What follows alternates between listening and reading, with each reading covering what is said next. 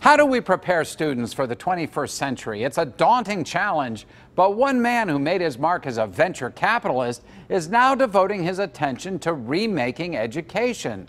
Dr. Ted Dindersmith has written a book about his mission called What School Could Be: Insights and Inspiration from Teachers Across America. We're so pleased to welcome him to the Sunday Business Page. Ted, thank you so much for being here. It's great to be here. I love Pittsburgh. You love Pittsburgh. Good. I do. Where are you from originally? Northern Virginia. Northern Virginia. Well, that's not too far away. No, it's not too far. You know, have you found as you travel the country that the educational issues are pretty much the same everywhere in America? I think actually they're quite different. You know, now when I travel, I go to a lot of places. So I spend a lot of time in rural America. I've spent time in 3 days in Western tribal villages in Alaska. You want to talk about different, that's really different. But you know, the kids, the families, the local community, there are all these distinctive aspects to it that I think shape what will engage kids, what goals they have and their families have for their education. Well, you've been sort of compared to the Bill Gates in the education field. I'll take his checkbook.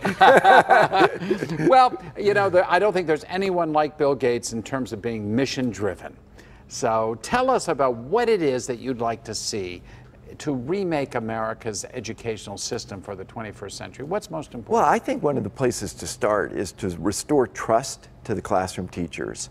And not to pick a fight with Bill Gates, but I think that the whole idea of prescribing common curricula and tying it to high stakes tests is robbing the real learning opportunities from our kids and really micromanaging teachers in a way that just takes the joy out of the profession for them. And I think that's not working to anybody's best interest. Well, as you know, there are plenty of folks who agree with you about that. Our own governor, Tom Wolf, here in Pennsylvania, has cut back on standardized testing. He wants to cut even further because the notion of teaching to this test in order to evaluate teachers and the like is anathema to the whole process. Clearly you agree with that. I completely agree. And I always encourage people, if you think these tests are great, go look at some of the practice questions and then ask yourself, if you're really studying hard to get good at factoring polynomials or knowing the difference between IBID and OPSIT or a bunch of other things that permeate these tests, ask yourself, do I really ever use this as an adult? Right. And you don't, right? And so if you tell kids what it's all about is learning a bunch of things that are just on this test that satisfy the needs of some bureaucrat, I don't think you're serving those kids' interests. I couldn't agree with you more. So what should 21st century education look like in the classroom? Well, one of the reasons I'm here and one of the things I'm excited about and I write about in my book is this initiative here that I think is stunning, Remake Learning, where you are intentionally this great community effort coming together and with amazing leadership from lots of civic leaders. We had a big event last night or earlier this week on this, and I just saw all these people dedicated to showing people what 21st century learning looks like. And it's very different. You know, some kids are composing music, some kids are writing plays, some are. I met with a kindergarten group that formed a business to make selling that and then donating money to American Cancer Society. A whole range of things, but things that kids think are important, that they love doing, guided by really caring teachers, where they're developing skills and mindsets that help them going forward as adults. Must it be technology based? Absolutely not. You know, and a lot of times the technology use in schools is counterproductive. You know, a lot of times it's people will think it's a major advance if they take paper flashcards and put them on an iPad and say memorize a periodic table or get good at some low-level math procedure you're never going to use and call that a triumph. So no, it doesn't have to be technology driven. I think understanding how technology can make you more productive is a real gift to give to a child as they grow up into adulthood.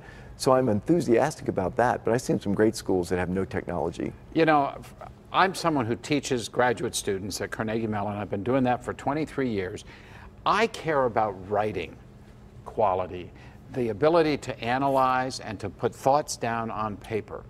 And I often wonder, because I see the misspellings, the grammar issues, and all the like, what's going on in America's schools today? And then I think, am I an old fuddy-duddy talking about reading, writing, and arithmetic as basic to school education? What's your view? Well, you're talking to somebody in college. I'm double majored. I majored in English and physics, and then got a. Oh, now there's a strange combination. It's a good combination. And then I got a PhD in engineering, spent my career in technology business and tell people again and again the best thing I ever did in school that helped me in business was my English major. Yes. Because I did learn how to write, which has now led to writing books.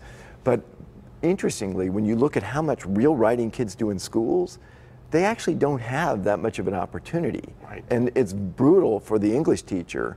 If you think about kids writing lots and lots of essays, then that piles up for the English teacher to grade, and, Right. and they're working enormous hours. Right. It is tough. I mean, I grade lots of papers, and you have to commit time Yeah. to reading and thinking about what the students are writing. So you're absolutely right. Yeah. It's a huge time And commitment. one big opportunity in places that I visit that are doing this, are making enormous strides, is when a student's writing a paper, but you engage classmates in critiquing it. Yes. Coach the classmates to offer constructive, positive feedback.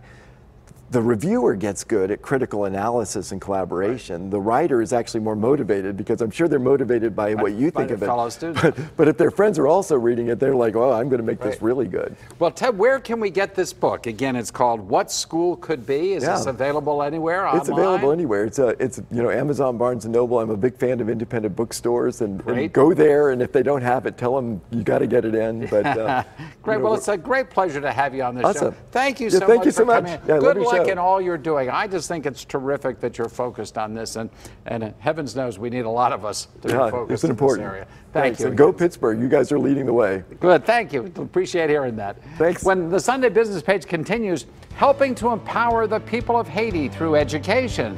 A preview of next Saturday's Walk for Haiti in Pittsburgh. Stick with us.